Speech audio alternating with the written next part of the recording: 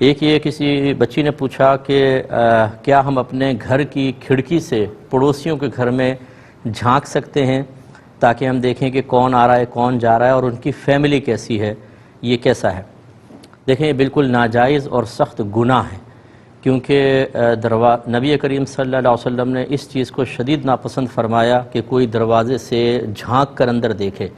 ایک شخص نے اسی طرح دیکھا تو نبی کریم صلی اللہ علیہ وسلم کے ہاتھ میں کنگھی تھی، آپ نے اس کی طرف یوں کنگھی کی تو وہ پیچھے ہٹا۔ رحمت کونین صلی اللہ علیہ وسلم نے اس سے فرمایا کہ یہ دروازہ بجانے کا حکم نگاہوں کی حفاظت کے لیے ہی تو ہے،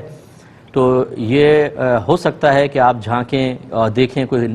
کیسی حالت میں ہو، کوئی کیسی حالت میں، تو اس طرح کسی کی اجازت کے بغیر اس کے گھر میں جھانکنا،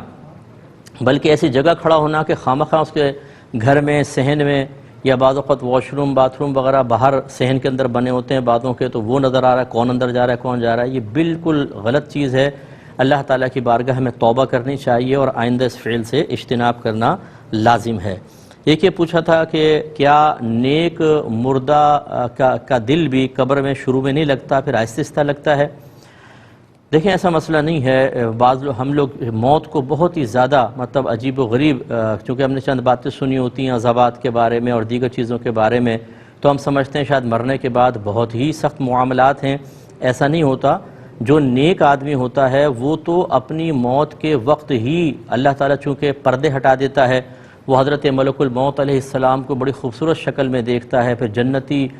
نعمتیں اس کے پاس لائی جاتی ہیں، ہزاروں فرشتوں کو اس کو پروٹوکول ملتا ہے، اس کی روح کو ساتویں آسمان حتیٰ کہ عرش الہی تک پہنچایا جاتا ہے، وہ سجدہ ریز ہوتی ہے، اور پھر اللہ تبارک و تعالیٰ اس کی روح کو قبر میں لوٹانے کا حکم ارشاد فرماتا ہے۔ پھر منکر نکیر کے سوالات کے جوابات میں ثابت قدمی، پھر اس کی قبر کو جنت کے باغوں میں سے ایک باغ بنا دیا جانا، تا حد نگاہ وسیع کر دیا جانا، اور پھر مختلف معاملات، بعض اوقات تو فرشتے اس سے کہیں گے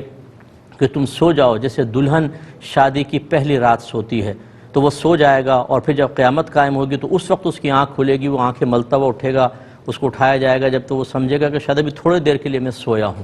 اسی طرح کوئی شخص ایسا ہوگا کہ جس کا عمل اس کے سامنے ظاہر ہوگا، ایک انسانی شکل میں بڑا خوبصورت ہوگا، تو وہ پوچھے گا کہ تو کون ہے؟ وہ کہتا ہے کہ تو مجھے نہیں پہچانتا، میں تیرا عمل ہوں، اب قیامت تک میں تیرے ساتھ رہوں گا۔ لہذا اچھی طرح یاد رکھیں کہ ایسا نہیں ہے کہ آپ کو قبر میں چھوڑ گئے اندھیری قبر میں اور چھوٹے سے اس میں آپ لیٹے ہوئے ہیں کہ یار اب کیا کریں، کچھ کرنے کو تو ہے ہی نہیں، اب یہاں پر نہ لیپ ٹاپ ہے، نہ گیمز ہیں، نہ کچھ ہیں، تھوڑی دیر سوچتے رہے آپ، پھر بور ہو گئے۔ ایسا نہیں ہے بھائی جان، وہاں کی زندگی بہت ہی پیاری زندگی ہے، اور ایسی زندگی ہے کہ آپ کی روح بہت زیادہ آزاد ہو جائے گی، بلکہ اس دنیا کے اندر ہم مقید ہیں، آزادی تو اصل میں ملے گی آخرت میں، لیکن اسی شخص کے لیے کہ جو اس مختصر ترین زندگی کی قدر کرے، وہ اس میں نیک اعمال کرے۔ اگر فراڈ کرتے رہے، جھوٹ بولتے رہے، حرام کماتے رہے، نماز قضا کرتے رہے، ماں باپ کی نافرمانی کرتے رہے، تو یہ دنیا پھر اس کے لیے آزادی کی جگہ ہے۔ مرنے کے بعد ہو سکتا ہے کہ اللہ تعالیٰ اس کو ایسی پابندی میں رکھے کہ پھر یہ نہیں ہے کہ کچھ عرصے بعد گناہگار کا دل لگ جاتا ہے، دل لگنے کی تو بات ہی نہیں ہے، پھر جو عذابات ہوں گے وہ تو دل لگنے ہی نہیں دیں گے۔ اللہ تعالیٰ ہم سب کو اس سے محفوظ فرمائے۔